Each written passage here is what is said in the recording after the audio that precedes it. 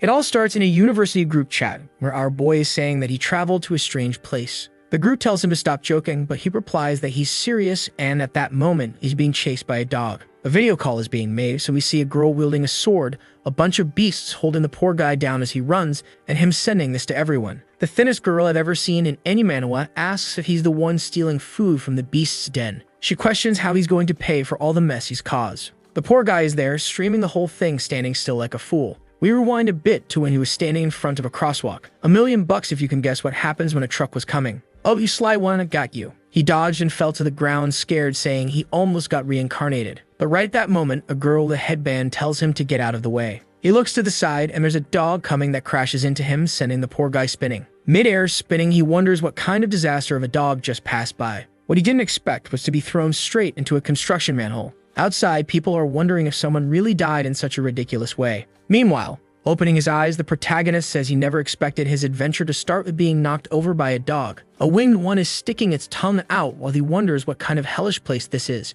He freaks out and backs away, but he quickly sees he's surrounded by a bunch of strange creatures. He starts rubbing his eyes, saying he must be hallucinating for sure. Even the dog gives him a lick on the face, and he stumbles into a frog's belly. But the creature had an electric body, and the boy got shocked like Pikachu. Grilled, he focuses and says he needs to stay calm. After all, these beasts don't seem to want to attack him. He looks around and quickly notices that this place seems like a den. The only thing he has with him is his phone, and he decides to take a look. Miraculously, he's in another place, but apparently, there's still a signal. Seeing this, he's convinced he's in some kind of prank and decides to figure out what species these are. He uses an app to detect the breeds, but it says they're incomprehensible. He then notices it's the same time of day and year. He decides to test if it's real and touches the frog again, just to get shocked again and confirm this creature is far from normal. He then tries calling the police, but no one answers. Apparently, even though the internet works, calls don't. He starts scratching his head, trying to figure out where he ended up. The bird nearby starts repeating that this is the spiritual mountain of immortals. It flies around and says this is a sect with over 2,500 years of history. Our boy is wondering what the heck cultivation and sects are about, but whatever. It doesn't matter since he first wants to figure out how to get out of there. He heads to the door, but as soon as he touches it, he's thrown away again, landing on some hay. The creature starts saying he's an idiot, and the bird warns that there are restrictions in the den. Once again, his hand is burnt, and he's impressed by all this technology. Maybe he traveled to another world, but it's all way too weird. Since his phone still works, he decides to ask for help. While he's messing with his phone, the little dog comes back with a bowl of food. The protagonist thanks him but says he's not hungry for now. The dog crouches and starts licking the bowl as if teaching him how to eat. He thanks it again but says he's not feeling up to it, until his stomach starts growling. With the 32-pixel expression on his face, he says that he, Mo Wan, would rather starve to death than eat dog food in this place. But then his stomach growls again and he realizes he doesn't have much choice for now. Apparently, he ended up sharing a meal with a little dog. Not long after, he made a post saying travel to a cultivation world and needs help. He hit publish and thought that, at least for now, his phone still has battery. In the Yanjing University group chat, he tells everyone he traveled through time and even sends a video with a beast. His friends reply that AI-generated videos are getting too good these days. The little bird says it's the first time it's seen someone travel to another world and still have internet signal. Our boy replies that AI isn't good enough to do things in real time, so he's going to open a little video chat. He makes a call to the bird, the kitten, and the bald guy. As soon as they join, he points behind him and tells them to look at this flying dog and electric frog. Also, there's a giant one-eyed crow, so it's clearly not AI. The bird guy says it's crazy that he's in this place and still alive. He even asks to come along. The bald guy says the same and asks if he can bring his friends. Mo Wine just replies that he first needs help figuring out how to get back. After talking to his friends for a while, they come to the conclusion that he needs to figure out two things. First, how to charge his phone. Second, what kind of world this is and why he ended up in the beast's den. The good news is that food isn't a problem. The bad news is that the food is dog food. For now, he's only told his friends from school who play games with him. One Axuan is a nerdy engineer who's always been a good friend. Io works as a screenwriter and does reviews for clients, so when it comes to stories, she's the best. The last one is Aileyang, who's an otaku streamer and reads tons of stories. Her dream has always been to time travel, but in this case, he was the one chosen. Even though he's stuck in this mess, he doesn't feel alone. The bald guy, Axuen, tells him he's going to send a video on how to build a generator. Then Io, the chick, asks if there's a way to use the electric frog's energy. However, Axuen tells him not to do that because high voltage could fry his phone. Aileyang, who's the smartest and has read 1,000 novels, tells him to wait because the Great System will probably show up soon. He starts shouting to the heavens, calling for the Great Sage, the little system, the travel system, and everything else. But there's only silence. Considering what Aileyang said, he wonders if maybe by killing some beasts, he'll get a system where they kill a creature, consume it, and gain its powers. But as he stands face to face with the beasts, he realizes it's not going to be that easy. How is he, just a normal guy, supposed to kill monsters that big? The Omgas then tell him to forget about it for now and look for some artifacts. He looks around, finds nothing, and comes to a conclusion. Maybe his overpowered system in this world is having contact with his friends.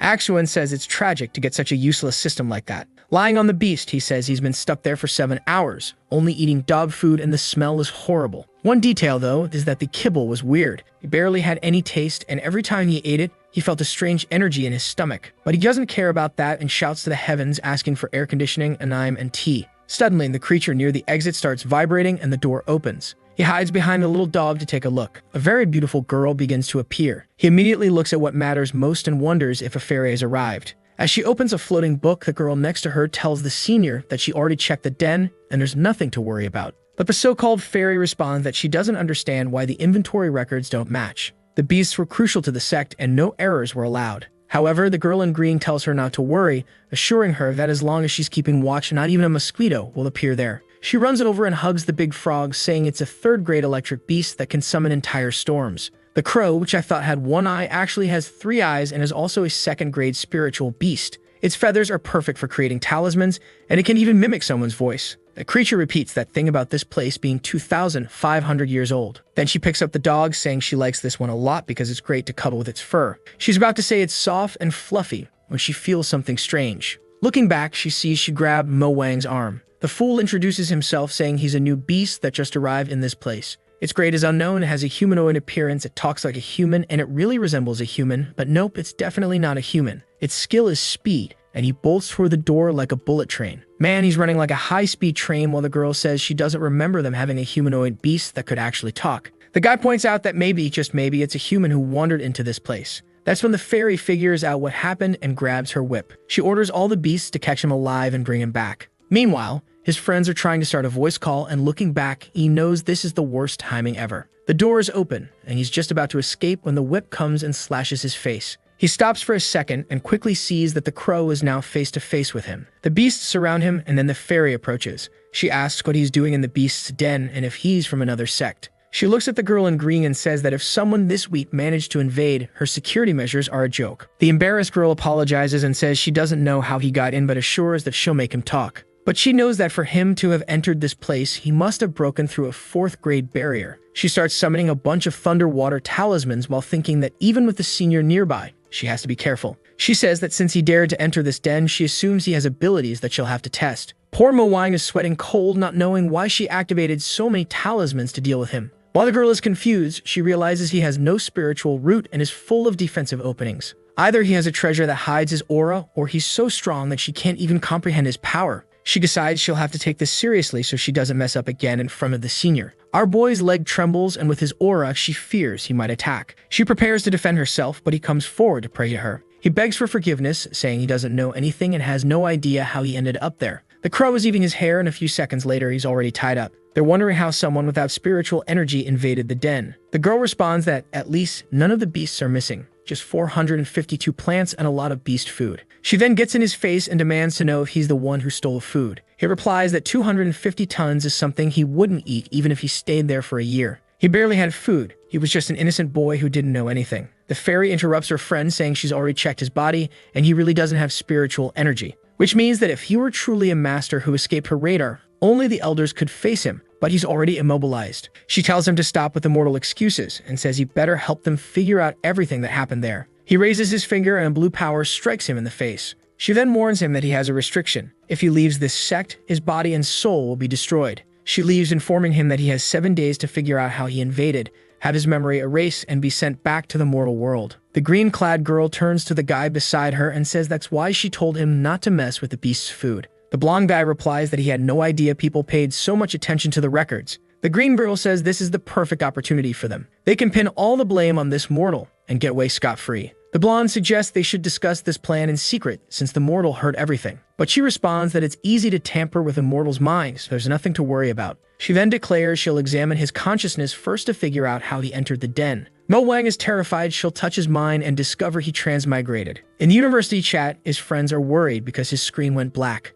Ali immediately says that if he was captured, they're probably going to perform a soul search on him. This is a method that allows someone to dive into a person's subconscious and extract a ton of information. But it's usually forbidden. That's because it's an extremely mysterious technique. You never know what you'll find inside someone's soul, but now her technique has already hit his forehead, while she screams, saying she'll uncover all the secrets in his past. The blonde guy warns that it's dangerous to try invading someone's mental space like this. The girl's name is Baijai, and she never expected the kind of consciousness that exists in a 21st century person who spent their whole life as an otaku. A normal human wouldn't be an issue, but Mo Wang has been watching TikTok since birth, and his consciousness is filled with information. A soldier appears with a sword, shouting, "If the tower stands, so do I." A Godzilla appears next to him, stomping on her. Then a mecha shows up and starts fighting the beast. She's standing there trying to make sense of this consciousness full of celestial creatures. Suddenly, a bomb appears in the sky, creating a nuclear explosion. Baiji is flying through fragments of memory. Her head is exploding from the overwhelming information, and she tries to focus on what he sees most often. She casts a jutsu and finally manages to calm it all down. Then a red-lipped mouth appears.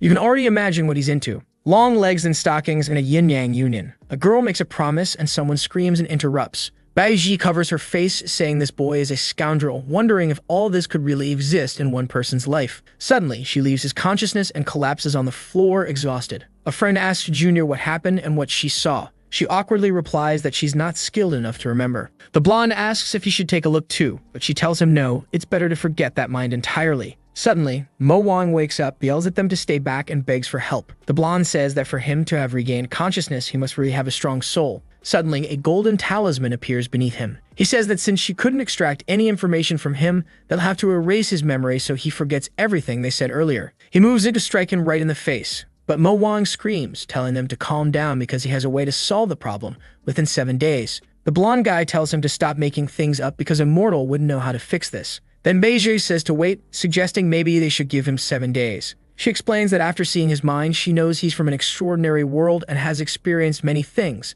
Maybe he can fix everything. But recalling all the scenes she witnessed, she knows this guy is a shameless rogue. The blonde replies that since Junior Sister seems to trust him so much, they'll give him the 7 days. Shortly after, Mo Wang sits on the hay. The blonde tells him that if he doesn't fix things in 7 days, his memory will be erased and he'll be kicked out of the place. Our boy asks what happens if he does solve it. The guy says that if he actually manages it, he'll guarantee he can leave this mountain safely. He then leaves, saying he'll fetch the records from this place and bring them back to see what the mortal can do. The door closes, and when Mo Wang looks at his phone, he sees it's at 6% battery. That's because he never hung up the call he started. At least his friends in the chat said they heard everything. Elian replies that when they bring the documents, they'll help him figure out what went wrong. Meanwhile, in her room, Baiji is suffering from having experienced all those scenes. The next day, Mo Wang says he first needs to understand how finances work in this place. Basically, how they're spending money. The blonde then says that aside from cultivating, he has a hobby of writing books. A few days ago, he met someone at the foot of the mountain who claimed to be the son of a publisher. The guy seemed to be going through hard times and said if the blonde helped him,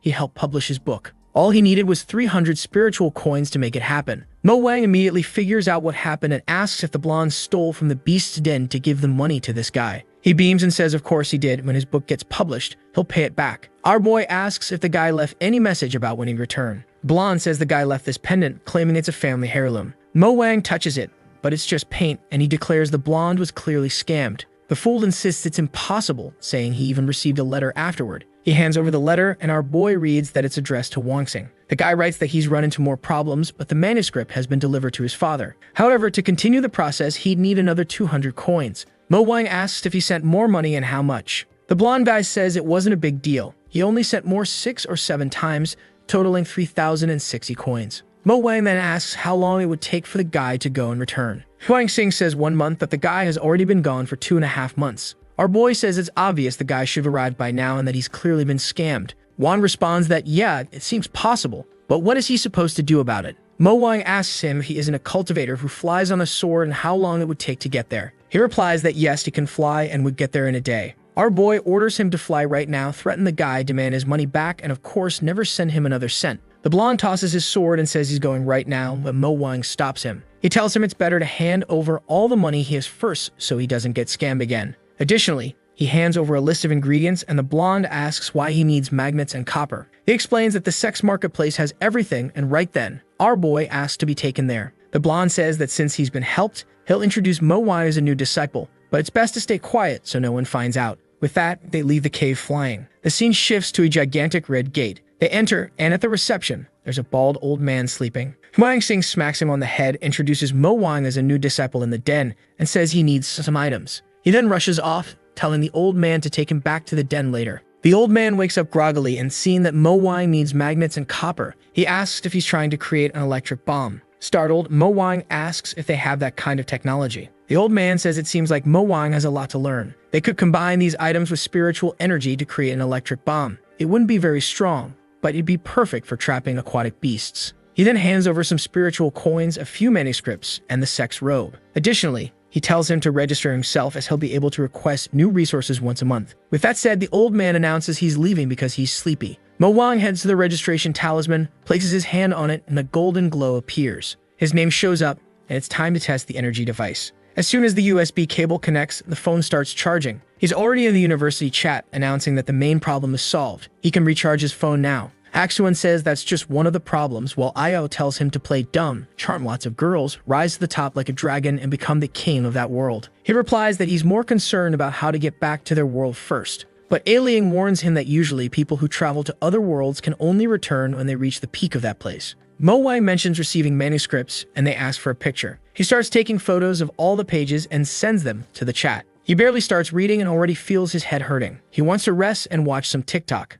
But Ao tells him she can see he's on another social media app and he'd better get back to cultivating. He tells her to shut up because she's on TikTok too, but says that since he's in this place, he'll stop watching girls dance. He starts reading about cultivating the process of the body to reach the essence of heaven and earth. There are 9 stages, each with a harder name than the last. At least the breathing technique seems simple, as it's just about closing your eyes and breathing. He starts doing it and feels some energy orbs floating around him. Maybe he's one of those 1 in a million geniuses. But he notices that as soon as he loses focus, all the energy seems to dissipate. A short time later, he's already exhausted and sweating, saying this stuff is tiring. He reads that those who can guide spiritual energy on the first try are amazing, and those who can't are screwed. In such cases, a person would need medicinal elixirs or some kind of treasure. Since he could feel it but couldn't guide it, he's going to need a treasure. Now the problem is getting one. The incense burns out, and he goes to sleep. Suddenly, the door to his room opens, and someone enters. Seeing that he's asleep, Baiji says she just wants to take a quick look into his mind to see if there's any useful information. But the moment she touches his head, he wakes up and bumps right into her face.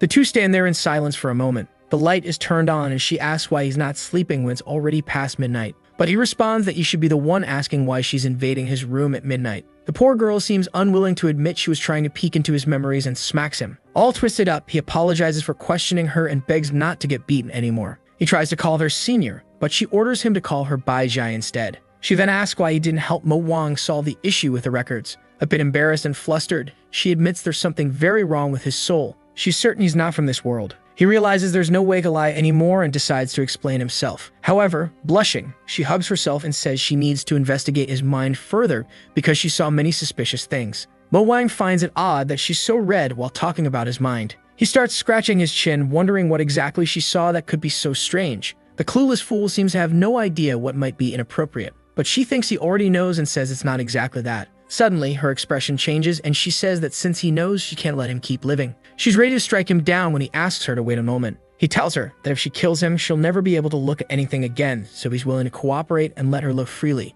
She blushes and says she's not interested in looking and calls it an investigation. He pulls a smug Giga Chad face and says it's time for a deal. Meanwhile, in the university chat, his friends are trying cultivation techniques from his book, but with no success. Mo Wang asks them which is stronger, the power of science or the power of ancient world cultivation. It's a hard question to answer, but he knows the key difference lies in the volume of information. He then tells Baiji that he's a person from another world, a prince who came from the mortal world. She looks surprised and unsure if she should believe such nonsense. He explains that in his world, cultivation is different from theirs. Thinking it over, she says she's heard of something like that but needs more evidence. Mo Wang asks if she didn't see evidence when she crossed his mind. Recalling everything she saw, she asks if his world really functions like that. Seeing her blushing reaction, he asks if, by chance, she saw anything inappropriate. At that, he pulls out the pendant from Huang Xing and says the evidence is right there. She touches it, sees the paint come off, and declares the thing is a mess. He then apologizes and says, actually, it's this, showing her his phone. Moments later, with it laid out on the table, he clicks through the apps. He starts navigating files, and what he opens is censored to 32 pixels for the viewers. Baiji comments that these are indeed the scenes she saw, so it wasn't an illusion. He takes the phone back and she says she believes him but still doesn't understand why he has no cultivation. He lies, stating he's from another world, fell to the mortal realm, and then ended up in this one. He claims that when he came to this realm, he lost all of his cultivation, but promises that once he regains it, he'll reward her greatly. Beiji says she thought he was just a boy with an intense appetite, but it turns out he's really a prince in need of help. At that moment, he realizes she's just as easy to fool as Huang Xing. She tells him to leave that aside for now, as still need to fix the den's accounts. Otherwise, she'll be punished, and obviously so will he. At that moment, his phone rings. He pulls it from his robe and says not to worry, the results have arrived. It's time to show her the power of modern cultivation. He tells her to follow him to another room and says this is why he asked for all the records. Seeing the mountain of files, she says it's impossible for him to have gone through all that so quickly. But he tells her not to worry. Of course, he took pictures of all the files he used AI for analysis. Something like that would have been impossible in ancient times, but this is where the power of modern civilization shines. He starts explaining all the problems in the manuscripts. One issue is that the beast's food cost 10 coins 5 years ago, but today it costs 30. Clearly, someone is tampering with the food procurement process. Beiji believes he has superpowers, especially since she would have fallen asleep after reading just 3 pages. She asks if they should tell the senior about these discrepancies, but he says obviously not. Maybe the senior is involved. It seems he has a plan to fix everything. Back on Earth, ActionToon is cultivating, saying he feels spiritual energy around him. Maybe cultivation is possible on Earth too. Back in the other world, someone cuts through the clouds and mountains, calling for the senior to appear. A chubby man appears, startled, and asks Beiji what's going on. She hands him the book and says it contains the record of all this place accounts. She's marked all the discrepancies and purchase values in red. Leaning over the table, she explains that in total, he owes 4,800 coins. The chubby man says it's impossible because everything is reviewed by the senior sister. At that moment, Mo Wang enters, introducing himself as the new disciple. He says he's sure an honest man like the chubby one would never do such a thing. He shows him some revised records and says they already fixed everything to avoid trouble. The chubby man looks over the corrections and says someone did a great job. Mo Wang thinks to himself, of course, since I gave it to Axwan who fixed it all easily. Suddenly, he grabs the chubby man's hand and says that in order to hand over these records, he'll need a small favor. The man immediately clasps his hands together and says any favor for the junior will be granted. Our boy explains they need some coins, so if he could lend them, that'd be perfect. Without hesitation, the chubby man gives him the coins and says that if he faces any difficulty, he should come to him. Mo Wang thanks him, hands over the book, and says they're leaving. He walks away from the base happy, saying to look for him at the beast den if they ever need anything. In another room, Beiji is praising him, saying that very few people can handle the chubby guy, but he managed it easily. She opens a bag and a glow begins to emanate. Inside are some cultivation pills, spiritual herbs, and even crystal pills. Seeing all this, she comments that these people must be stealing a lot of money. She approaches Mo Wang and says she never expected him to be so helpful. The sly one blushes and she asks why. What exactly is going on in his head? Already aware of his thoughts, she covers herself, saying he's a pervert. He tries to explain that it's just that he's not used to being around girls at all. The boy has zero experience with relationships, but then he thinks she's not really his type, imagining the fairy of the sect instead. She waves goodbye, saying that after they finish, she'll need a favor. But she's nervous, wondering what kind of favor someone with a mind like his would ask for. However, Mo Wang surprises her, saying all he wants is to stay in this place, cultivate, and join the sect. Relieved that it's just that, she says she can make the decision herself, and now he's part of the sect. Mo Wang thanks her, securing his position in this world. So far, he's learned that people here are a bit naive, and at least his phone can connect, which is his greatest advantage. Now with the pills in hand, he's ready to start building his foundation, transforming his body into a weapon with the knowledge from his phone as the blade. Sitting cross-legged, energy begins to flow and he feels like he's entered the realm of spiritual light. Now he's truly taken his first step into the world of cultivation. He informs his friends in the university chat about his progress. Axwan says he tried cultivating again but didn't feel anything, so it must have been his imagination. Ayao was already demanding he start a live stream surfing on his sword. Meanwhile, on the top of a mountain, some hooded figures wonder if their rituals successfully summon anything. One replies that yes, he feels a connection to another realm. They order the person to be found quickly since they sacrificed countless lives to bring him.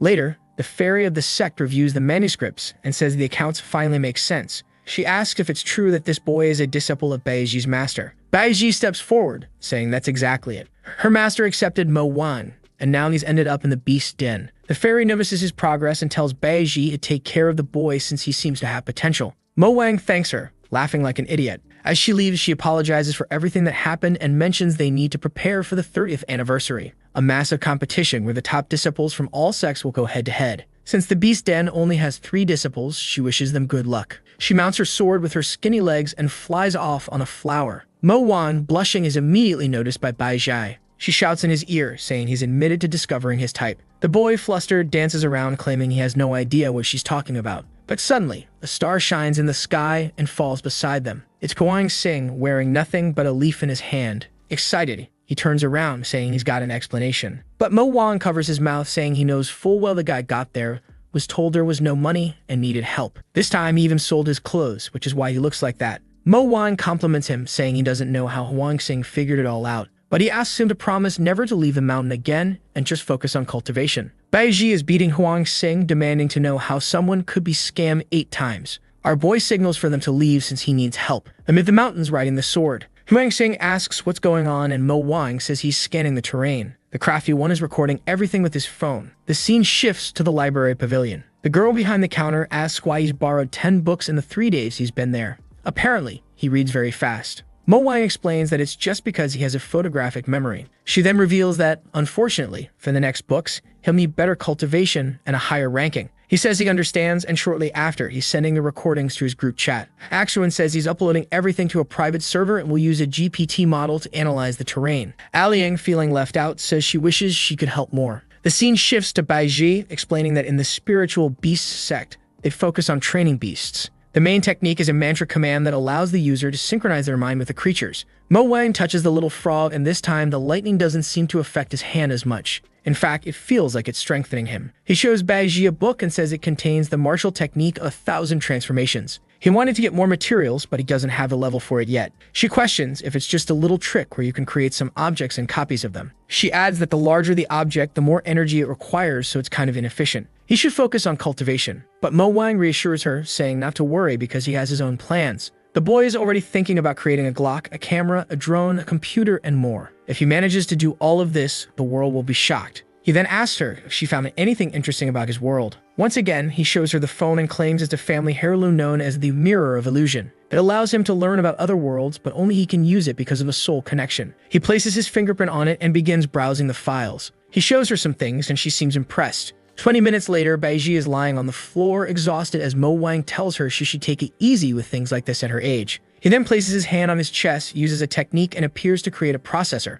It took a long time to understand how to assemble it, but now technology has arrived. It's been 2 months since Mo Wang arrived in this world, and he's finally getting used to it. At the gate, someone asks to enter the beast sect because they need a beast for a journey. The gate opens and Mo Wang appears, telling the person to show their card and fill out these forms. The man enters and sees a pile of papers and tools, wondering why the beast sect has weirder things than the tool sect. He didn't even know such a sect existed. Proudly, Mo Wang says he's just having fun with a few things and tells the man not to worry. The man explains that he's just a regular disciple and can't fly, so he needs a beast. Mo Wang says he'll fetch one for him, and the man is startled. What appears before him is a creature with a pig's body, a horse's head, and rabbit ears. Mo Wang casually tells him not to get too excited and assures him there's no extra charge. But seeing the creature's size, the man says it might be easier to walk. Still, since Mo Wang brought it, he decides to give it a shot. He tries to get the beast to move, but doesn't budge. The man asks if he can exchange it for another one. Mo Wang explains that this is the slimmest option they have, but tells him to try something specific.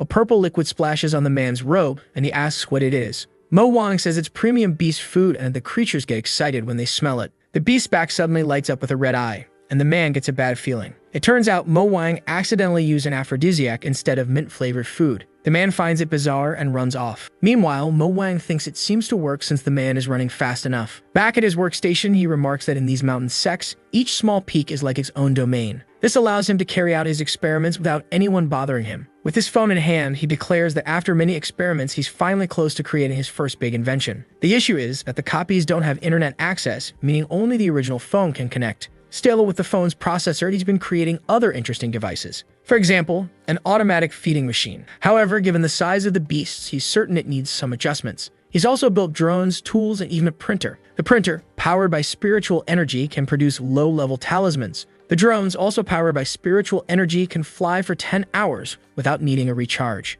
With his arms raised, he prepares to build something big. He continues gathering energy, but suddenly it dissipates. With his current cultivation level, creating something large isn't yet possible. His phone buzzes with a notification from the university. ActionToon informs him that his mother has leukemia. Shocked, Mo Wang says she was fine before he left. ActionToon explains that she urgently needs treatment, which is extremely expensive. Another option is a bone marrow transplant, but Mo Wang isn't there to help. ActionToon says they'll try to come up with an idea, and Ailing suggests that since he's in another world with his phone, he could do live streams. With few options to earn money in the other world, Mo Wang realizes it might be worth it. After all, people love the idea of transmigration. ActionToon says he just needs to stream and they'll handle the rest, pretending it's some sort of real-time rendering transmission. Opening the TikTok app, it's time to start streaming. Meanwhile, in front of a massive gate, Liu Xian the fairy says the Beast sect and Merchant sect are running low on resources. She introduces herself and explains that, unfortunately, they can only resolve this after the elections. Ziying Tian, the master of the martial sect, tells her not to worry.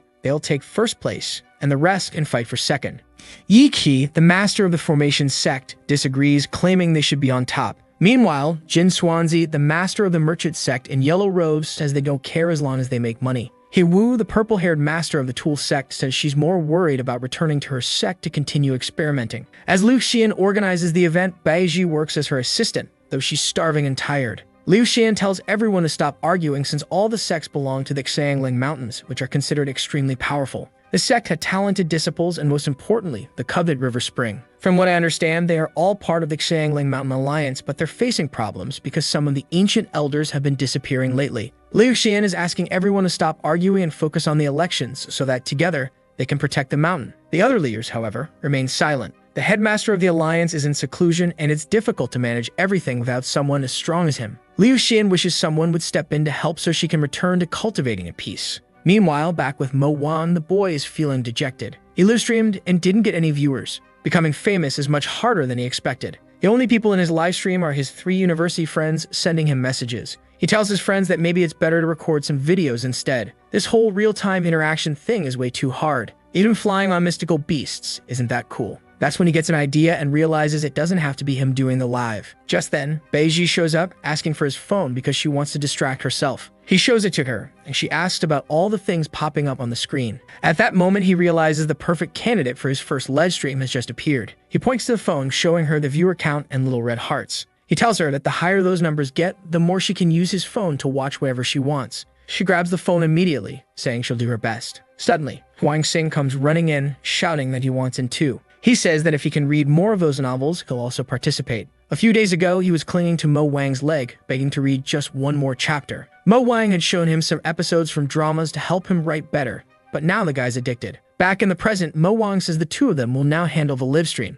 Beiji asks how to increase the numbers and why they're stuck at 15. He tells her not to worry about the low numbers and says the fastest way to grow is by challenging another streamer. He's a bit shy about it, but she could give it a try. All she has to do is do things that grab attention. The crazier, the better. She asks how high the numbers have to get to be considered a success, and he says 1 million. She immediately accepts and clicks on the PK button. Her opponent is the #1 romantic streamer of Hangzhou, Tong Cheng, with over 20 million viewers. Tong Cheng asks the lovely girl if she's willing to have a drink with him. Beiji remembers seeing something like this in Mo Wang's memories and decides to try out one of the techniques she learned. She responds aggressively, saying she can't because her husband is at home. Tong Cheng, startled, thinks this girl is wild. Suddenly, Huang Xing interjects, asking if he's supposed to be the husband and saying he'd rather watch some novels. She snaps at him, telling him to shut up or he'll get beaten. Meanwhile, Tong Cheng is impressed with the dynamic. Out of his 20 million viewers, 400,000 have already jumped to her stream. She asks Mo Wang if she can watch whatever she wants now.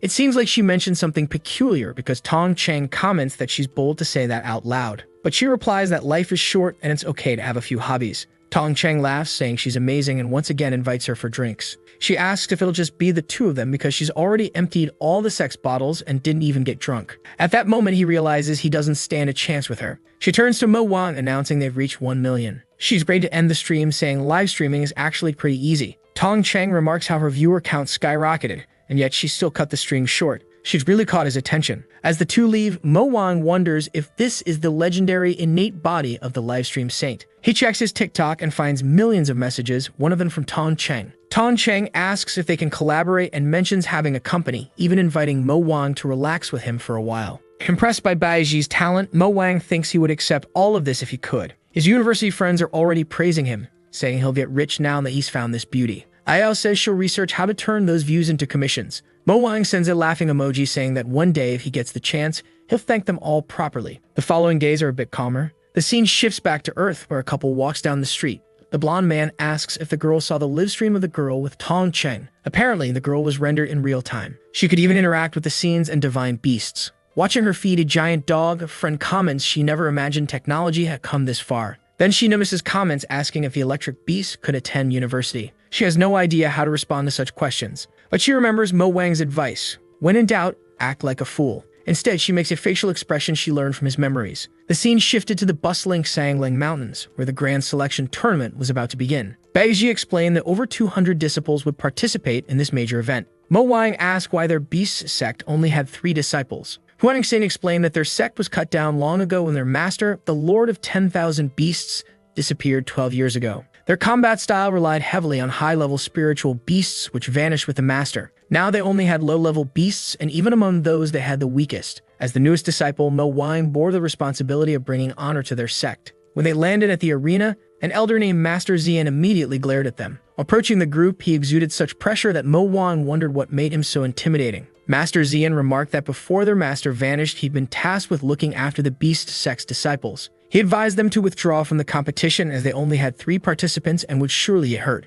Bai Ji, brimming with confidence from her streaming success, told him to back off, asserting they didn't need his protection. Xian sighed, saying they lacked the strength and would only get in the way. Out of nowhere, Huanxing stepped forward, delivering an odd speech about 30 years in the east and 30 years in the west, saying not to underestimate the youth. He then declared that they had a new disciple, giving the sect hope. Mo Wang, sweating nervously, had no idea what was going on. Master Xian noted that Mo Wang was a beginner and wouldn't be able to defend himself. But Mo Wang thanked him and said he would participate. After all, he needed the arena for his live stream to make money. The elder, baffled, muttered, "His boy has a death wish," before leaving, saying, "You don't want to leave alive, so be it." Mo Wang wished him luck and declared he had his own way of winning. Later, as Mo Wang opened a chest, Baiji asked if he was ready. He replied, "It's time to make this happen." She immediately entered her streamer mode, welcoming everyone to the broadcast and reminding them to click the little red heart. The arena was massive, with every black dot representing 2 combatants. In one of those spots stood Mo Wang, also greeting his viewers. This was the first large-scale rendered stream. A boy with a green bucket on his back asked why a beast sect disciple was stalling. Mo Wang apologized and rushed into position. His opponent, holding a book, remarked that they were of the same generation, both training for nearly a decade. The boy with the bucket belonged to the Key sect at the 2nd stage of transformation. Mo Wang from the Beast sect was at the 4th stage of spiritual light. Killing was forbidden and victory was achieved by immobilizing the opponent. There were no restrictions on tools or magical treasures. If no one won within an hour, it was a draw. The boy bowed in thanks and Mo Wang declared he was ready. A drone hovered above, likely recording the live stream. From the sidelines, Baiji cheered, telling Mo Wang to give it his all. The bucket boy told him to demonstrate what he could do. Mo Wang knew the Key sect was famous for using tools and surprising techniques. The Beast sect, on the other hand, relied on spiritual beasts. His frog was summoned, surprising the bucket boy, who thought their sect had no creatures left. Even so, he felt confident, being a whole level above Mo Wang. Activating his Thunder Chaos, the boy unleashed a barrage of attacks, creating explosions and smoke. Using the distraction, he crept closer. Mo Wang, unsure of what to do, decided to solve it militarily. He crouched, pulled a chest from his bag, and scattered objects into the air. Landmines embedded themselves around him. As the bucket boy prepared a sneak attack from behind, Mo Wang stepped aside. The boy triggered a landmine, and an explosion swept the field. Staggering, the boy asked what had happened. Mo Wang explained it was a landmine made with gunpowder, simple, yet effective. Angrily, the boy asked why a Beast sect disciple was using tools. Mo Wang replied, "Why limit ourselves to what's yours or mine?" The boy stood, determined to fight from a distance. Summoning a golden object, he revealed a cannon, saying he had no choice but to use it to counter the mines. But as the cannon formed, it was suddenly torn in half. Mo Wang smirks and says, "This right here is a tool called the AK-47. He explains that he's tested it, and anyone below the foundation stage can't handle even a single shot. The guy lying on the ground, trembling under Mo Wang's aim, wonders what kind of weapon shoots spiritual bullets so rapidly that they can't be defended against. Mo Wang warns that an attack is incoming as he prepares to pull the trigger. Panicking, the guy raises his hand and surrenders. The referee declares victory for the Beast sect, and the crowd erupts in celebration. From a distance, an old man observes, surprised that the Beast sect is now using tools. Master Xian, standing beside him, mutters that in the next round, Mo Wang is likely to be killed. As Mo Wang exits the arena, he's greeted by Huanxing, who praises him and tells him it's his turn now. Checking his phone, Mo Wang sees that his stream has surpassed 3 million viewers. The chat is buzzing with comments, some people confused about why he brought a gun to a sword fight, while others marvel at the possibility of technology doing something like that. Turning to the camera, Mo Wang waves and assures everyone that it's all happening in real time. Back in the arena, a man with messy hair smirks, asking if he'll be fighting that same junior again. It seems they're still in the same cultivation realm. and now it's time to face off. Huang Xing recognizes him as Ma Qi, a former disciple of the Beast sect, who was the last one their master took in before vanishing. When the master disappeared, Ma Qi left for the Wu sect, where he quickly surpassed Huang Xing in cultivation. Ma Qi advises Huang Xing to surrender, not wanting to ruin their friendship. But Huang Xing responds that now that they're here, there's no turning back. The referee tells them to stop talking and signals the start of the match. As soon as the fight begins, Ma Qi unleashes his flame fist technique, launching himself toward Huang Xing and creating a massive explosion. The ground is scorched and smoke rises as Ma Qi taunts Huang Xing, saying the difference in their powers is undeniable and that he should just give up. The referee quickly uses magic to repair the arena floor. Ma Qi begins walking toward Huang Xing, criticizing the Beast sect for its lack of resources and declaring that staying there is a waste. As he activates his technique again, Huang Xing suddenly calls out to Ma Qi. A blue snake materializes beside him and coils around Ma Qi's arm. The flames are extinguished and the icy serpent freezes his opponent in place. Huang Xing readies another attack as the spectators comment on the high-level spiritual beast he's using. From the stands, another sect leader remarks in amazement that the Beast sect is actually putting up a fight. Nearby, Liu Xian wonders why the Beast sect, after being silent for so long, is suddenly making such a commotion. She glances at Mo Wan, suspecting it's his doing. Huang Xing's ice snake coils around Ma Qi's entire body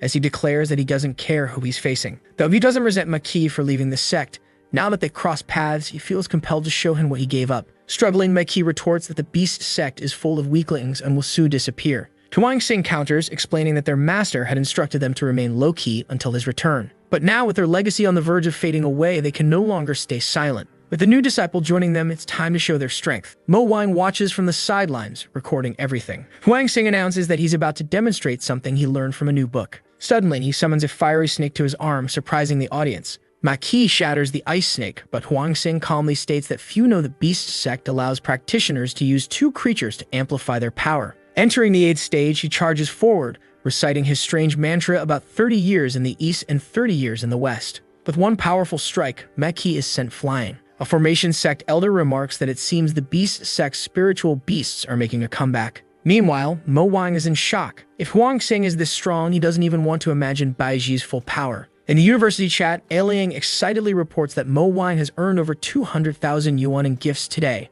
Mo Wang, emotional, admits that if not for transmigrating, he'd never make this much money. Back in the real world, a company executive slams a stack of papers on the table, demanding to know how no one has been able to track down Mo Wang's phone. An assistant, wiping his forehead nervously, admits they didn't anticipate how difficult it would be to identify a company capable of rendering such high-quality effects in real time. At least they found some leads. They've discovered information on Mo Wang's friends. A sharp-eyed female executive declares they must uncover this groundbreaking technology before anyone else does. She holds up a phone and comments on the stunningly realistic visual effects, from the light effects to the weapons and even the clothing. It's almost like it's happening right in front of me, she remarks, vowing to find them before anyone else. Back in the cultivation world, Liu Xian announces that the first day of competitions has concluded. The winners will advance to the next day, and after 3 rounds, the best disciples will have the chance to experience the immortal spring. The better your performance, the more support you receive. The grand winner would gain direct access to the immortal well. With the first day over, we return to the Beast sect cities.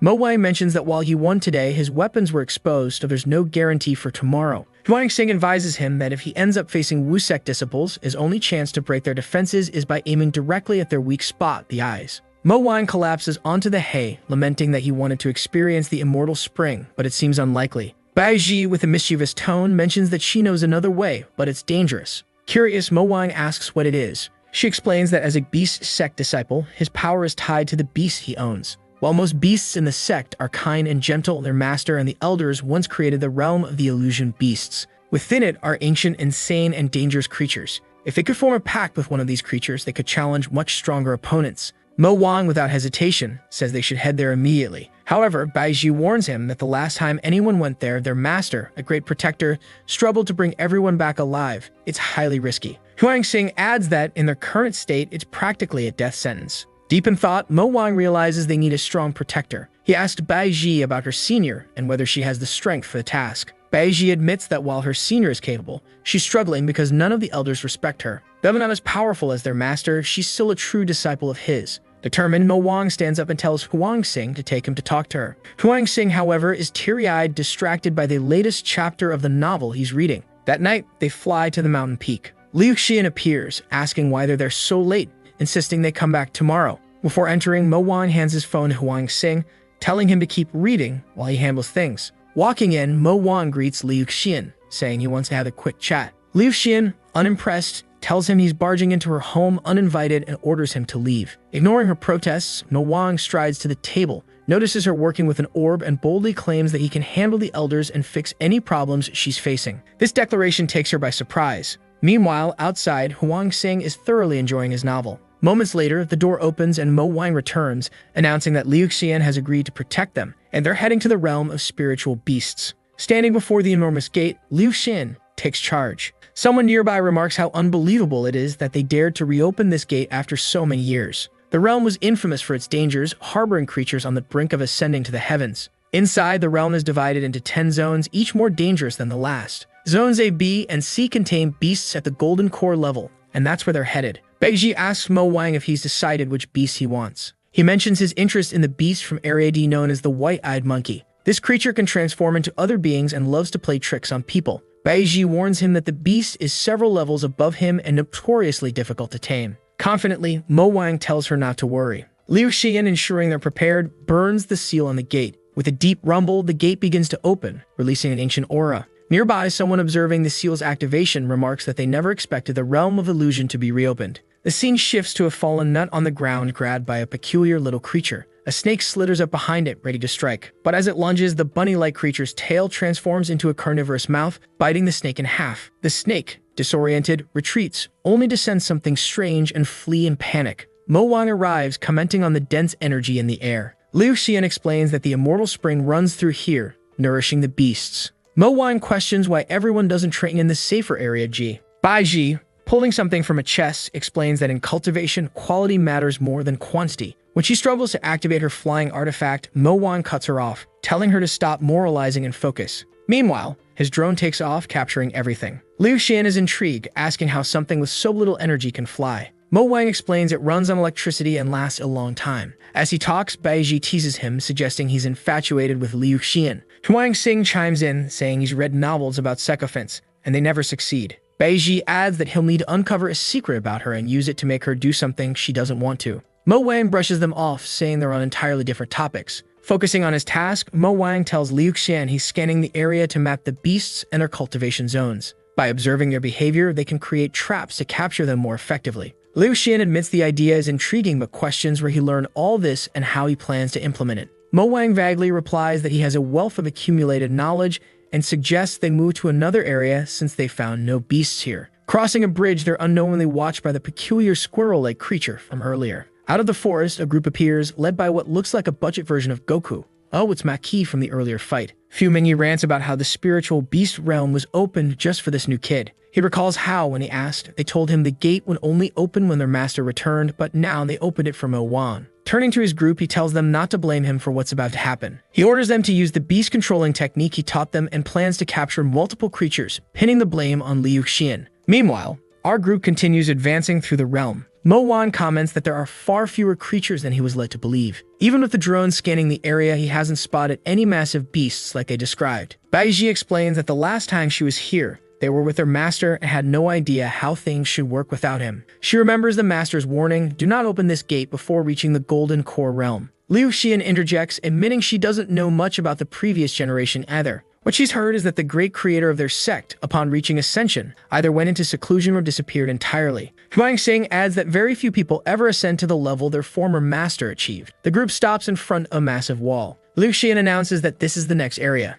Mo Wang sends a drone ahead to scout, noticing a paw in the feed before the image abruptly cuts out. He tries to warn them that something's wrong, but the group assures him they'll stick together. A flower suddenly blooms beneath their feet, lifting them off the ground and breaking through the barrier. As soon as they cross, Liu Xian raises a protective shield, just in time. A powerful strike from the mysterious paw sends them crashing into the ground. Luckily, the flower remains intact, but a gigantic tiger steps into view. Baiji identifies it as the rainbow tiger, a creature that shouldn't even be in this realm. Judging by the carcasses at its feet, it's been hunting everything in the area. Elsewhere, Maki's group finds themselves in a swamp, terrified of why such strong creatures are appearing in the supposedly safer Area G. A giant snake looms before them, its massive fangs glistening. Back with Mo Wang and the others, they're still facing down the rainbow tiger. Liu Xian informs them that the entrance is sealed, it can't go back. Mo Wang frantically searches his phone for any information that might help. Suddenly, Liu Xian activates an Ice Lotus technique, launching it at the tiger. The beast freezes into a giant popsicle, and they immediately take flight, with Liu Xian warning that the ice won't hold for long. Mo Wang, rummaging through his bag, recalls that demon tigers are fond of celestial plants and animals. He finally pulls out a sphere containing a celestial plant he prepared earlier.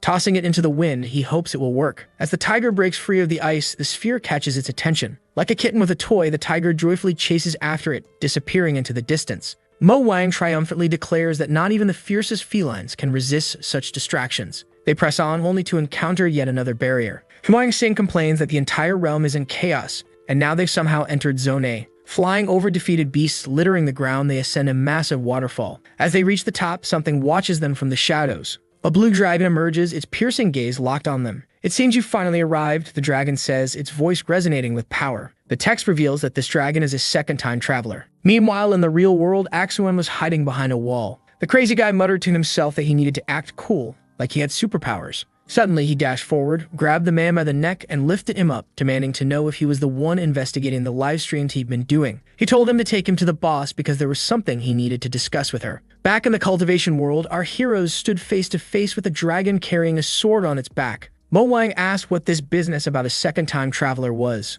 Liu Xian noted that the creature was on the brink of ascension and moreover appeared to be a demonic cultivator. The dragon told him to relax. He was only looking to have a little chat. Everyone stood still and the dragon repeated himself, warning them not to make him come closer. With that, the entire group was hurled toward the beast. The creature introduced himself as Jiping, told them he had been guarding that box for 12 years, and instructed them to take it. With the box in hand, Mo Wang asked what it was. Upon opening it, the boy saw that it was a pager, essentially a device for sending radio messages. He had asked if Jiping was someone who had arrived there long before him. Jiping confirmed, saying he had been trapped there for 40 years. Now he was about to reveal something that would turn the boy's world upside down, so they had better listen. Liu Xian was utterly confused, unable to understand what the two were talking about. The dragon acknowledged their questions but told them to sit and listen for now. He began by saying that the boy who arrived a long time ago was named Wai Jun, and if they were from Sangling Mountain, they must have heard of him. Liu Xian admitted she had heard of this young man who was considered a unique genius in the entire mountain. He achieved the Golden Core in just 10 years. 13 years ago, he helped the master of that place face the faction of the demon's lair. However, everyone believed he was killed in that battle. After that fight, all the experts close to Ascension began hiding away. She seemed to reach a conclusion and asked if Jiping was saying that all of this was connected. He confirmed it, saying everything was tied together. After that battle, the people involved discovered something. Ascension was a complete lie. Of course, Bai Ji, Huang, and Liu Xian were shocked and visibly confused. She argued that Ascension was supposed to be a way to extend one's life by moving to another world, so why was it called a lie? Jiping explained that something changed during that fight. On that day, the Taoists who survived the Tribulation Thunder should have ascended. However, Wai Jun managed to absorb part of the energy and create an opening in the clouds. Through that opening, he saw that those who should have ascended were actually being dragged and treated like animals. They were crushed while a voice ordered them all to be killed. The cultivators stood there frozen as massive eyes observed them from the heavens. And with that, everything vanished and Wai Jun disappeared. Liu Xian asked what the point of cultivation was, if this is what happens when you get close to the heavens. The dragon said he didn't have the answer, which was why he had been waiting there for the next traveler. People born in this world were forced to follow its rules. But people like Wai Jun, who came from other worlds, were not bound by those rules. The dragon, being a native of this world, suddenly smacked Mo Wang in the face. In that instant, the boy felt a surge of energy and remarked that it seemed like he could advance through 3 realms at once. Jiping told him the boy had finally awakened his cheat ability. Meanwhile, back in the real world, everyone was lying on the floor. Man, I thought Mo Wang was just daydreaming about being a martial artist, but apparently the boy had taken everyone down. The secretary asked who he was and what he wanted from her. He threw someone across the room and said he was uncovering some details and needed to talk to her. However, the girl had her phone hidden behind her back. Suddenly, Mo Wang made a quick move, something whizzed past her, and the phone was already in his hands. He shattered it and warned her to be careful about what she was doing. Apparently, he was one of the people who had crossed planets. I'm not sure if he's just bluffing, if he really crossed worlds, or if he's just using the techniques our boy taught him. What I do know is that Mo Wang was standing with Jiping, feeling infinite natural energy and asking if he could cultivate forever.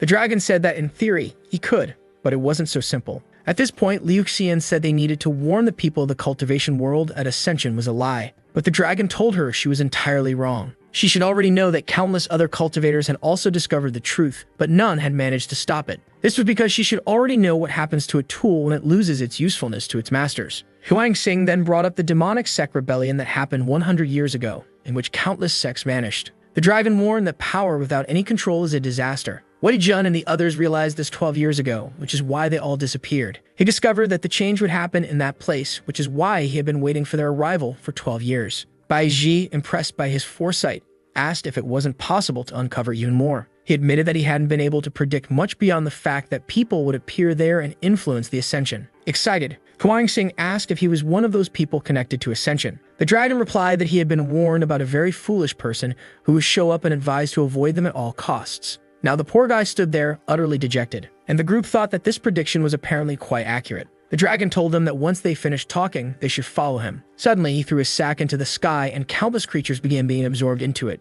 Bai Zhai recognized it as a void pouch, a tool possessed only by the most powerful leaders. Mo Wang asked if the dragon was killing all the beasts. The dragon replied no, they were willingly offering themselves to die gracefully because they were his comrades. Crying, he explained that he was very close to ascension and had to expend as much energy as possible every day to delay advancing, because advancing would obviously mean death. A flashback reveals Xi Ping surrounded by 3 individuals. He asked if they had all made their decisions. The turtle thanked Xi Ping for collecting their bodies but admitted that they couldn't hide any longer. The monkey remarked that whether you are a demon or a human, once you complete your cultivation, you become nothing more than an animal in a cage. The fox requested that their bodies be turned into pills and weapons upon their deaths. They wanted their energy gathered and redistributed to the spiritual beasts. The fox struck her own head, saying that this way no demon would ascend. She collapsed, declaring that this was a lesson to those who were above the tribulation. The monkey knew they had all been deceived by the lie of immortality. They had suffered endlessly in pursuit of something that didn't exist. With one hand on his chest, he said that something was hope. The place fell silent, and then Xi Ping screamed to the heavens, bidding farewell to the demon kings.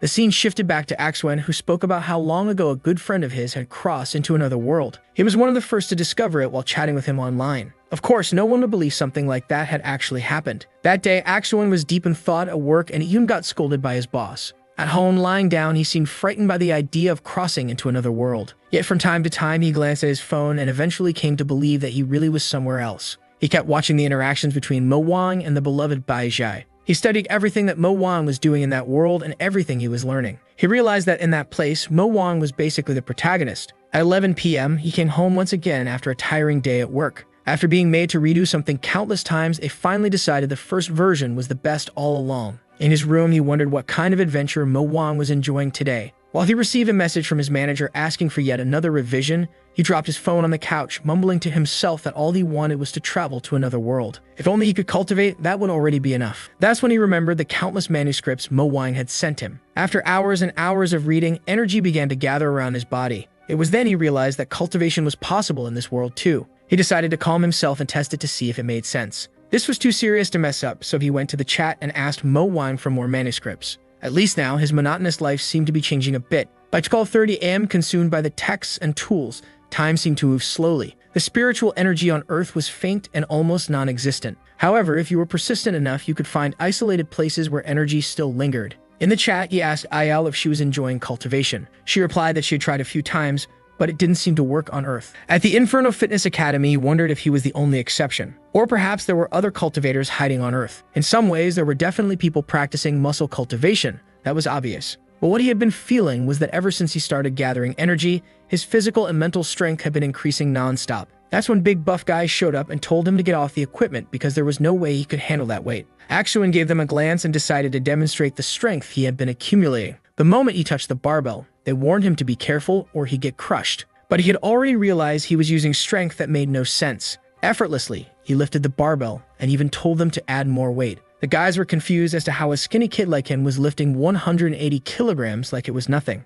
They added more plates, convinced there had to be something wrong. The weight kept increasing and eventually reached 200 kilograms. At that moment, Axuen understood what it felt like to step into another world. Maybe, on this planet, he was the protagonist. Meanwhile, the guys were having a blast, laughing as one of their friends doubted him. Back in the cultivation world, Mo Wang thought that all this was too much information for the poor guy. They had come to capture some spiritual beasts, but now Mo Wang had discovered that ascension was a lie, there was a demon involved, and it was all too much for him. The poor boy struggled to process it all and started recalling the countless stories he had been reading on his phone. That's when he arrived at a conclusion. Mo Wang was just like the protagonist of the stories he had been reading. If he kept his smile through everything, life would be guaranteed to go his way. Immediately, he ran toward Mo Wang, proclaiming that from that day forward, they were going to be inseparable brothers. Mo Wang and the dragon both thought this guy definitely had issues. At that moment, Jiping tossed a sack to him, explaining that it contained countless demonic corpses. The materials inside were enough to craft countless divine weapons,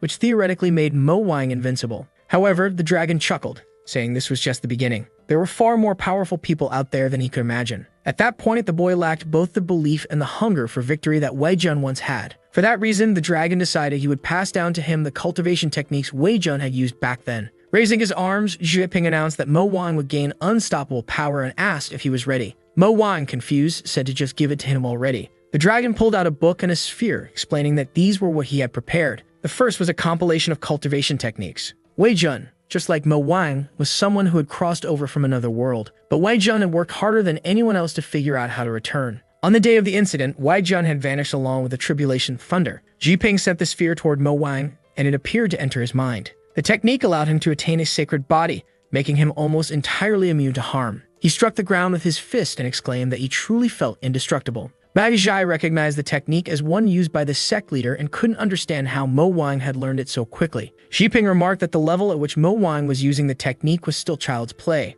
Mo Wang then asked Bai Zhai if she already knew about the technique. She confirmed, explaining that it was a yin-yang cultivation technique practiced by everyone in the martial sect. For those who didn't know, yin-yang meant that it was a technique requiring both a man and a woman. Immediately, Mo Wang glanced at Liu Xian. Bai Zhi noticed and warned him that if he tried anything, he might end up dead. Frustrated, Mo Wang demanded to know why they were teaching something like that in the first place. After all, he was in this world for the love he had for Senior, but knowing he had no chance at all, he wanted to destroy everything. Suddenly, Jiping handed him another book, telling him not to feel discouraged. Grateful, Mo Wang flipped through the pages, relieved to find some sort of solution. The book was intended for people who had come from other worlds. Upon opening it, he read the story of Wei Jun. I was a worker in a steel factory, and by some twist of fate, I ended up here. I cut through the clouds and fell straight into the immortal spring. Spiritual energy filled my body. Soon after, I was chosen by the sect master as one of his disciples. A while later, I married the sect master's eldest daughter. Money, status, fame, and women, I got everything effortlessly. But after one adventurous night, I began questioning the meaning of the universe and life itself. Everything had come so easily to me that even the pleasures of life started to feel like endless torment.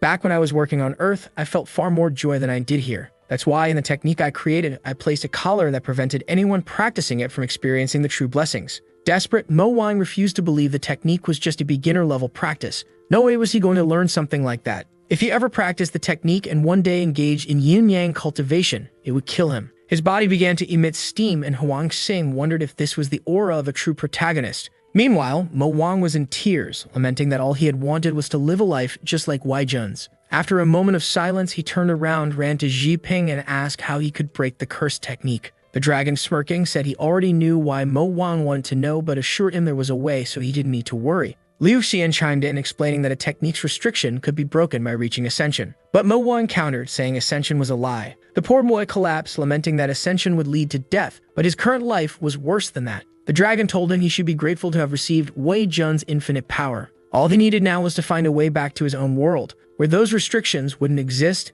and he would be free. Motivated, Mo Wang stood up and declared that Wei Jun had truly inspired him. He was going to destroy this world now. Huang Xing asked if they were done, and Bai Zhi teased Mo Wang, saying he wouldn't be able to ogle those teachers with mountains anymore. Mo Wang retorted that if he couldn't enjoy that wonderful content, then Bai Zhi wouldn't be able to watch it either. The poor girl was speechless. He then reminded everyone that they'd been in that place for over a day and needed to head back because the election was about to begin. That's when he noticed Jiping was coming along and told him to hide better. The dragon activated a transformation technique, turning all purple and handsome, saying he could blend in easily. Unless someone near Ascension showed up, it would be nearly impossible to detect his power. He then urged them to hurry to the competition. He had to win. Liu Xian, impressed, remarked that the technique had indeed motivated him. The group flew off and along the way came across the Makuya group, completely defeated. Jiping asked if they had brought those people along and suggested kicking them out. Huang Xing said they probably followed them to capture spiritual beasts, so it was best to remove them. The dragon used his power, making the bodies disappear. The scene shifted to the competition. The judge stood still, a small bird perched on his head, while a man with a leaf mask wondered if Mo Wang was going to show up. His name was Shang He, and he complained about waiting for half an hour. The judge assured him not to worry. If the time came and Mo Wang didn't arrive, Shang he would be declared the winner. The martial sect master commented that withdrawing was the best decision for the boy. But something caught Yika's attention. He announced that someone was approaching. A golden explosion appeared in the sky and descended into the arena. When the smoke cleared, there stood Mo Wang in style, announcing that the disciple of the beast sect had arrived. Meanwhile, He asked Liu Xian why they had taken so long. Liu Xian made up some excuse about resolving something, which was why they were late. However, the other two sect masters were alarmed, wondering how that boy could exude such a diamond-like aura. The two opponents faced each other in the arena, and the judge declared the match would now begin. The fight would be between Shang He, a disciple of the martial sect, and Mo Wang, a disciple of the beast sect. Raising his arms, the judge officially started the fight. Immediately, Shang He asked why someone from the beast sect was practicing martial artist techniques. Mo Wang replied that he was just reminded of the technique he hated the most right now,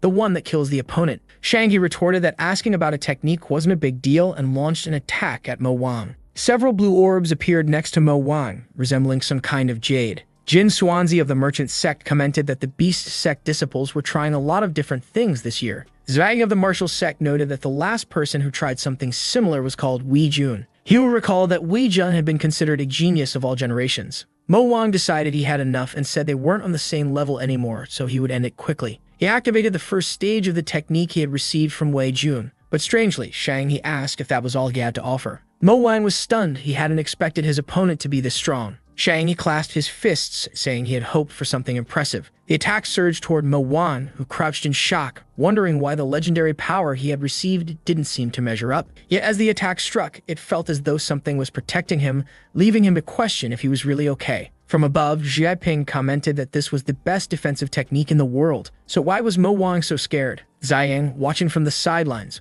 wanted to know who this person traveling with the beast sect members was. Meanwhile, Shang He continued his relentless attacks, saying it was a shame, but that he was ready to end something like this. Energy began accumulating in the sky, and it looked like Shang He was borrowing power from the nine heavens. A giant jade materialized, and Mo Wang admitted it seemed like a bit more than he could handle. He noted that the jade Shang He was using could store and increase energy over time, comparing it to investing in a bank. Bai Ji, worried, asked if the boy would really survive this. Jiping assured them there was no need to worry, saying the Shang sect was far from their biggest challenge. The jade descended from the heavens, and as Mo Wang braced himself, Shang He declared it was the end. But suddenly, the jade stopped and Mo Wang realized it was absorbing his energy. Shang He explained that their sect had techniques akin to loans and deposits. The more energy their opponent had, the more they could borrow from them. However, Mo Wang retorted that he had just stabilized himself in this world and his journey had only begun. Despite being trapped by the cursed technique of the old elder, there was no way he was going to lose here. Grabbing the jade that Shang He had launched, Mo Wang declared that if Shang wanted energy, he'd give him everything he had.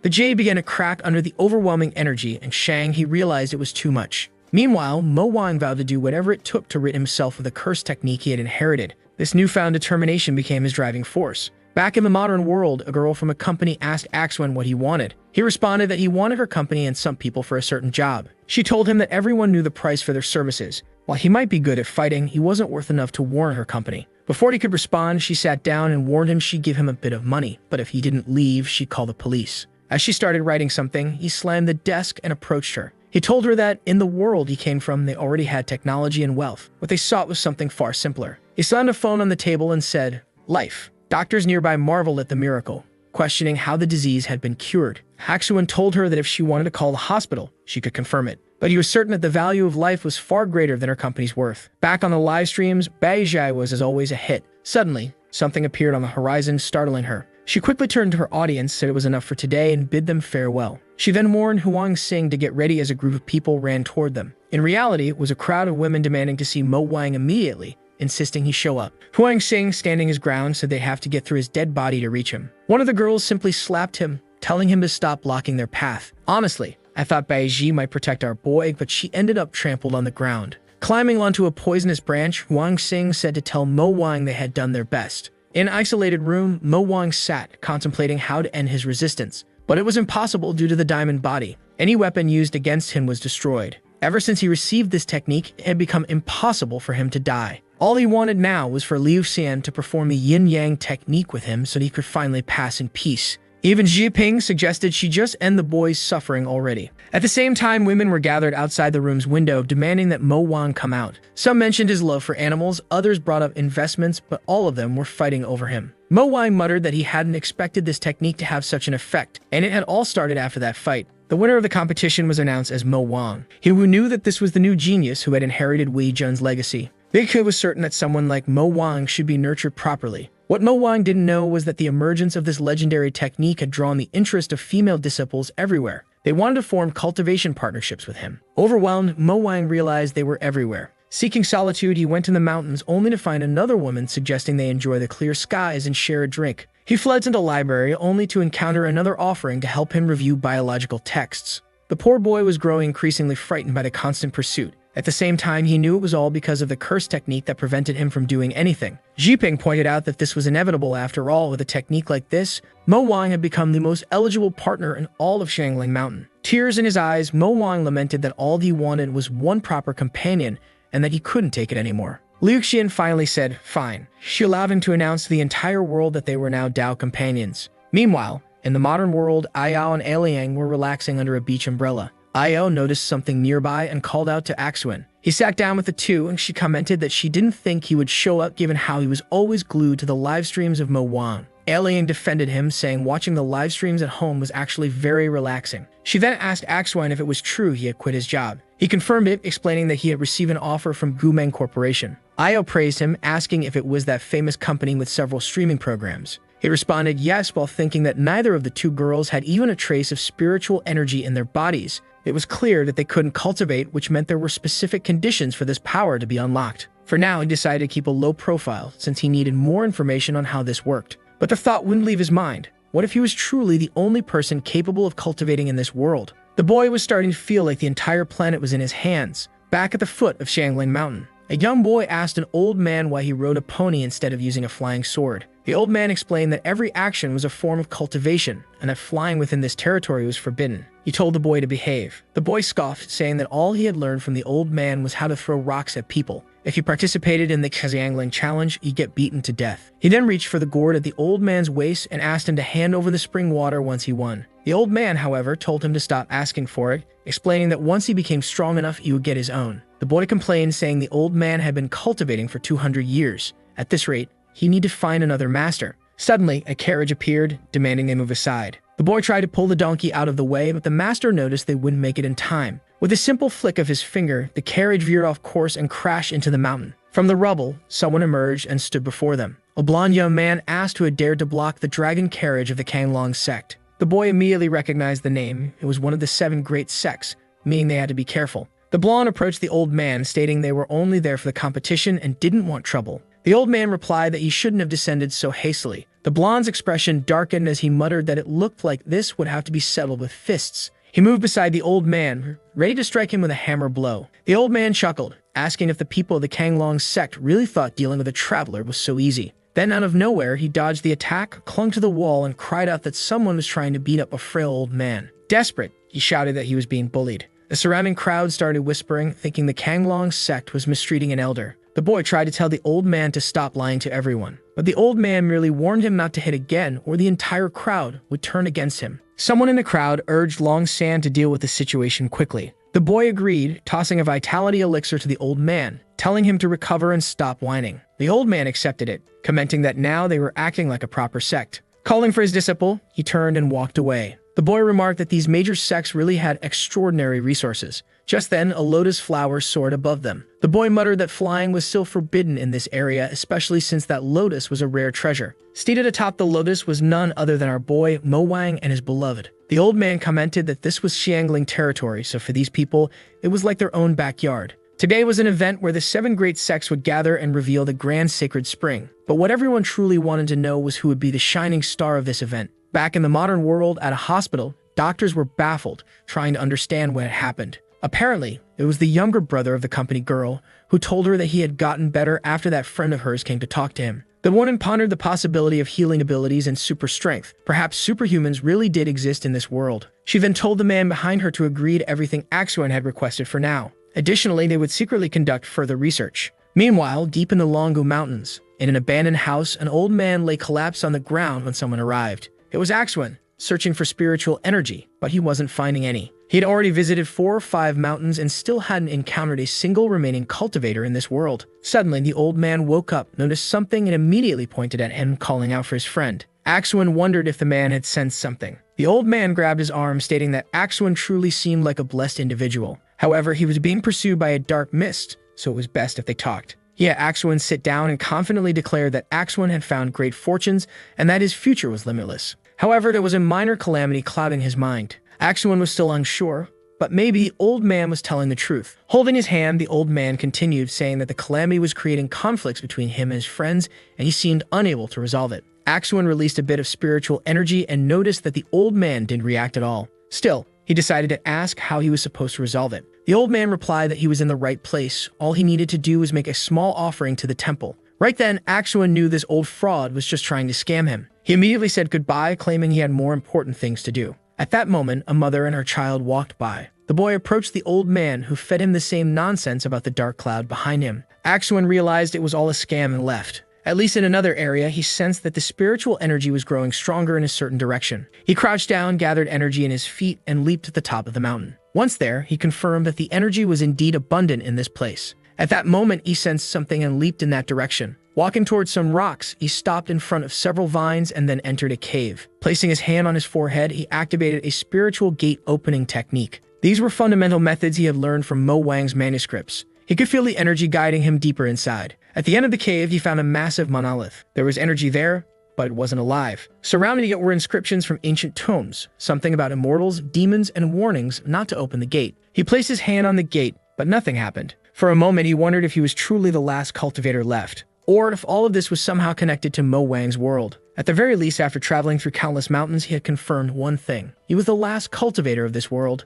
and he would make sure it stayed that way. Damn, looks like our guy is turning into a villain. Back in the university chat, Mo Wang asked Axwin if he could solve that diagram. Apparently, Axwin had realized that diagrams functioned similarly to electronic circuits, so there were ways to solve them. Mo Wang asked how long it would take. Axwin replied that it would take a year. Elling then asked if anything interesting had happened. Axwin casually replied that nothing had. No way he was admitting that he had been practicing a technique that involved eternal virginity. As the night passed, Wang Xing was observing something when suddenly, he smacked Mo Wang, sending him spinning. Looking to the side, he threw a fireball, telling Mo Wang to stay back. He warned that he had suppressed his cultivation in that attack to avoid completely obliterating him. Mo Wang, still dazed, asked why he had been defeated so easily. Without even looking up from his book, Wang Xing explained that he had concentrated all his energy into a single point to break through the barrier. The boy still had a lot to learn. Frustrated, Mo Wang complained that these stories weren't going the way he liked while lying on the ground in tears. Just as he got up, something approached the cave. Riding on a white lotus was obviously Li of Xian. She commented on his upcoming fight and mentioned that she had brought some tools for him. He thanked his senior sister before quickly correcting himself, calling her his Dao companion. The girl blushed slightly and awkwardly said she had already done her part, so she was leaving. But Mo Wang grabbed her hand and asked her to stay a little longer. Flustered, she hesitated before replying, "Fine."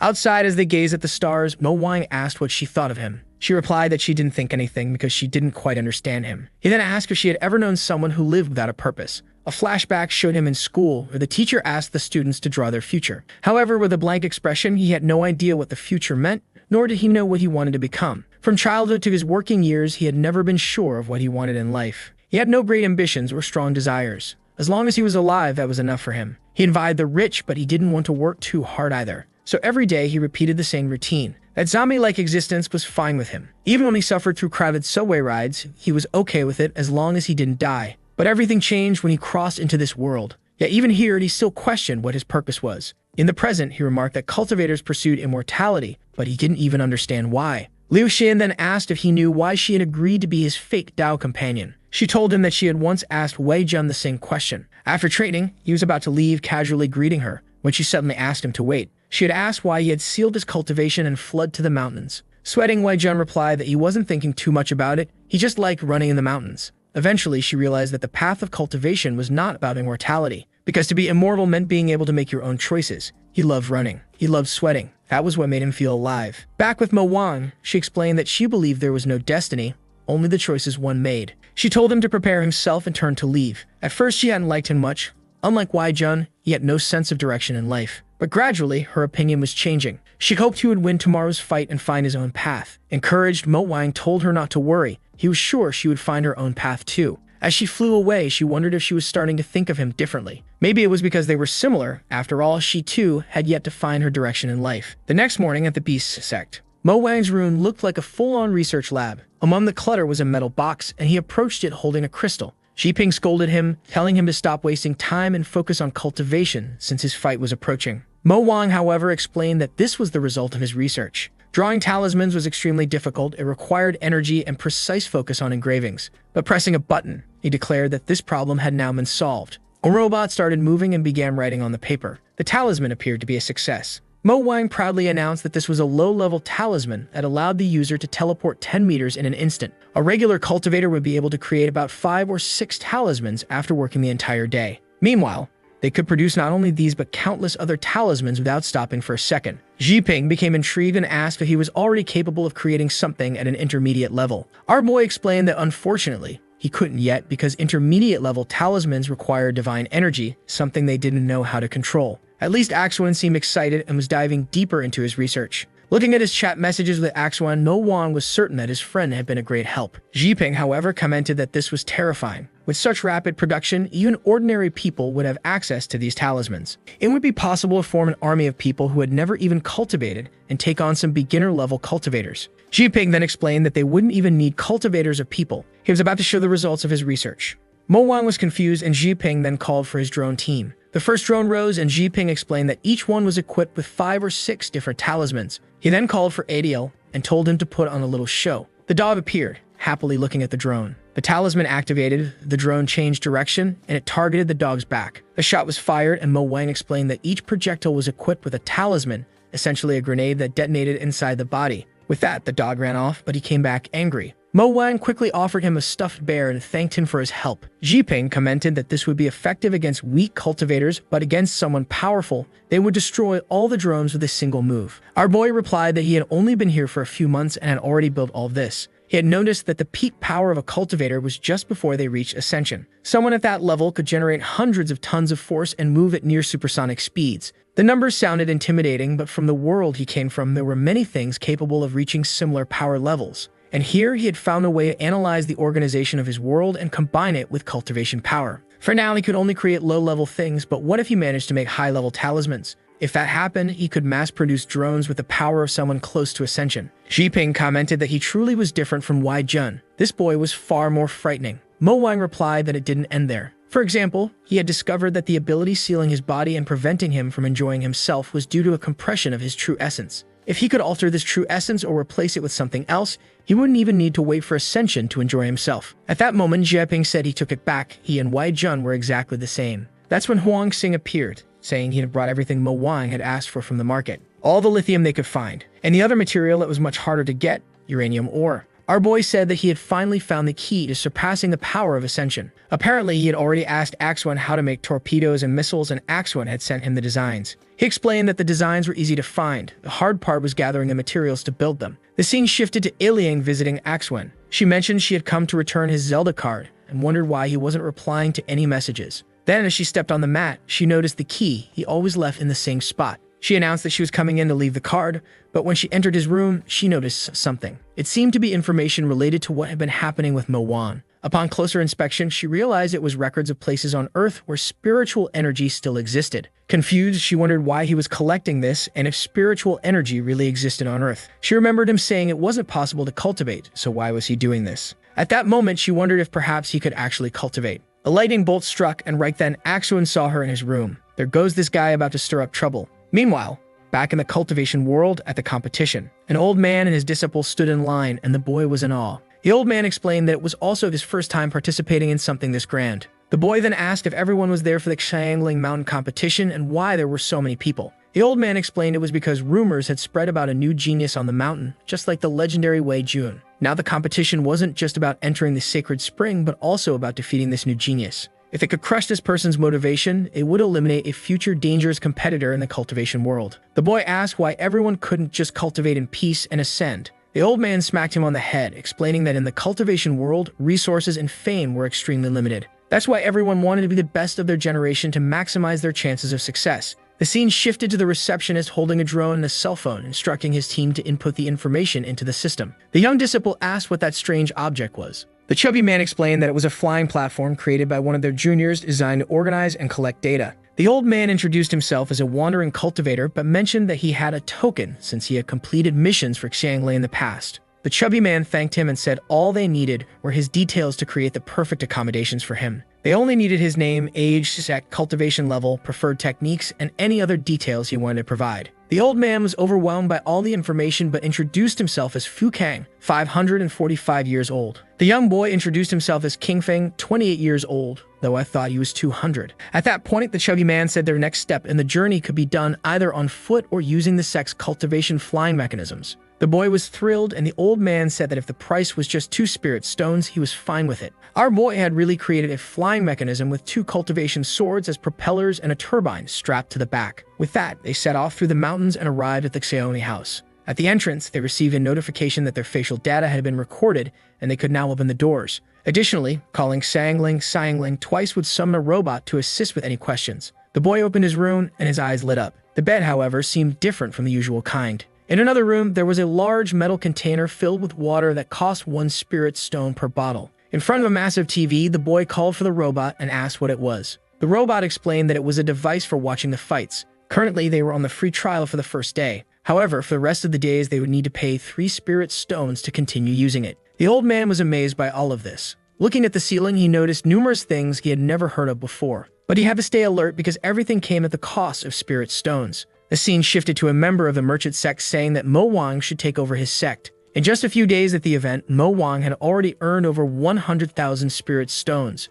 Mo Wang grabbed his phone, saying they weren't ready for what was coming. This was just the beginning. Huang Xing, of course, started complaining, asking Mo Wang for money to publish the novel he'd been writing. Only 3 days remained until the official start of the Xiangling Mountain competition. At the beast stables, things were starting to change. Our boy stood in front of a massive screen surrounded by robotic arms. The guy who had fought against him earlier was now one of his workers, saying he was collecting the materials Mo Wang had requested. He tossed some leaves on the table, and Mo Wang asked how the construction was progressing. The man apologized, saying that unfortunately, the worker's efficiency was quite limited. With that, Mo Wang decided to visit the leader of the Tool sect. She mentioned that she had been friends with Wei Jun and told him to ask for anything he needed. Mo Wang was already annoyed that this beautiful woman was also a friend of Wei Jun. He placed his hands on her shoulders and said he had a very important request. She just understood immediately, asking if he was practicing that technique and telling him he couldn't do such things. The poor guy quickly clarified that he wasn't that type of person and was there because he needed some samples from her. He laid out a bunch of designs for everyone to see. The members of the Tool sect were amazed by these designs, which they had never seen before.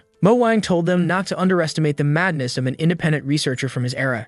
She remarked that he and Wei Jun were very similar. He told her to stop mentioning that cursed name, saying Wei Jun had poisoned his life. Then he requested her help in creating something to cover the entire sect, a network of information he deemed extremely important. She agreed, saying she was interested in what he was producing and because he was a friend of Wei Jun. Thus began his project to revolutionize the entire Xiangling sect. Antennas were being erected, and with Hu's knowledge and cultivation, they managed to assemble everything. They essentially had local 5G internet. Mo Wang celebrated, saying he had finally created at least a basic signal network. He handed over a device, calling it the mysterious Mirror of the Void. It was to be distributed to members of all the sects, allowing them to use it during the competition. The device came with several pre-installed apps.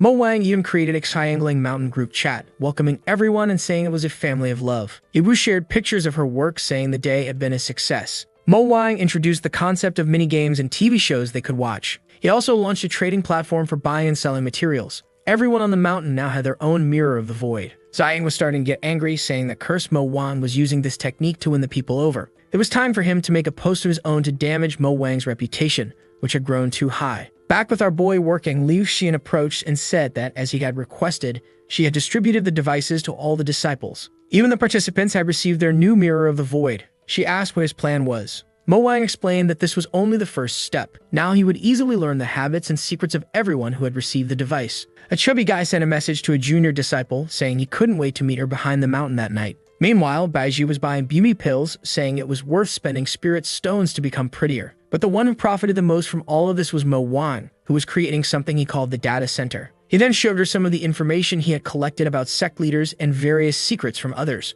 For someone like Liu Xian, who wanted to manage the mountain, this was a solid starting point. Suddenly, Liu Xian became a bit shy and asked if he could really see what was on everyone's phones. Awkwardly, he admitted that he couldn't see everything or everyone's devices, just small details here and there. Right away, he got punched by his friends, who told him to stop snooping on what they were doing. Liu Xian taught them how to disable his monitoring, and the three of them left. Left alone, he thought about how he hadn't even found anything interesting on his friends' phones. It was different, however, with Hu's phone. From what he could tell, she was doing something that would have been a massive success in his world. The girl had learned how to take photos, and honestly, she had the potential to become an e-girl. Her talent was so great that even she seemed a bit dazed by it. The scene shifted to the night, where Fu Kang was leaving his accommodation. Someone outside remarked that this setup had been created by someone summoned from another world. The girl warned them to be cautious and check to ensure there were no spiritual fluctuations. They created a sphere of green energy, and the old man asked what they planned to do. They already knew it was something Mo Wang had created, but they weren't sure how to handle it. Back with Mo Wang, he asked his senior brother if he was ready to take down the first opponent.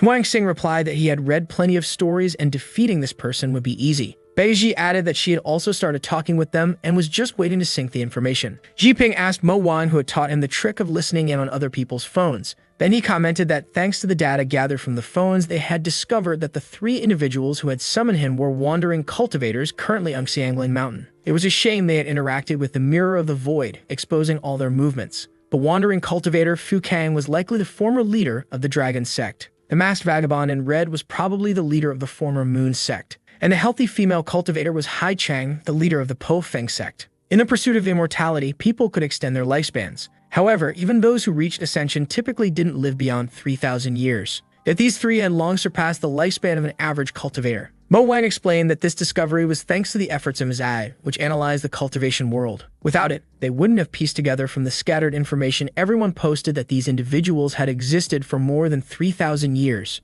Jiping asked what they planned to do since these individuals were undoubtedly at the ascension level, meaning they stood no chance against them. Mo Wang, however, said they wouldn't play by their rules. These elders had been around for ages, but as always, they didn't understand modern technologies. In a group chat, Hai Chang supposedly sent a suspicious link. In reality, it was Baiji and Huang Xing who were in that group without her even realizing it. Apparently, this same technique was being used against all of them. Baiji asked what the next step of the plan was. Mo Wang replied that for now, they wouldn't alert anyone and would focus on gathering more information. At this moment, they had the advantage of operating from the shadows. Meanwhile, Mo Wang messaged his university chat, saying he might have found a way to return. He revealed that he had been summoned by an organization called Chao Wendao. Ayo said that was good to hear and added that when he returned, he would be unstoppable. Axuan, however, simply replied with a congratulations and 3 dots at the end. Back on Earth, Alien was with Axuan, commenting that it seemed like their friend would be returning soon. For a moment, Axuan looked upset, but then he turned around with a smile, saying he was genuinely happy for his friend. This meant Earth would finally have 2 cultivators. Alien told him he didn't need to hide this secret anymore since cultivating was a good thing. She was happy for him, so he didn't need to run from it. He said he understood but began wondering what would happen if Mo Wang returned and brought other cultivators with him. Imagining countless cultivators invading Earth, he realized the world as it was would no longer exist. He picked up his phone and messaged Mo Wang, saying he was finishing the calculations for the summoning circle and hoped Mo Wang could return soon. Alien sent a message, saying they would have lots of fun once he came back. She then turned to Axuan, saying she had sent the message as he asked, and that Mo Wang wouldn't suspect a thing. Axuan placed his hand on her back, saying it was time to check out the mountains. Blushing, she nodded and the two flew off. Above a pyramid, Axuan pointed down, saying the ruins were just below. He remarked that there was very little spiritual energy left on Earth, which was why he was confident that even if others existed, he was the strongest, having collected it all. Standing above a massive door, he questioned whether he should really let Mo Wang find a way back, or if he should use his own hands to like this video that helps Mamoru make more juicy content for his viewers, activate the cheeky little bell, and I'm out.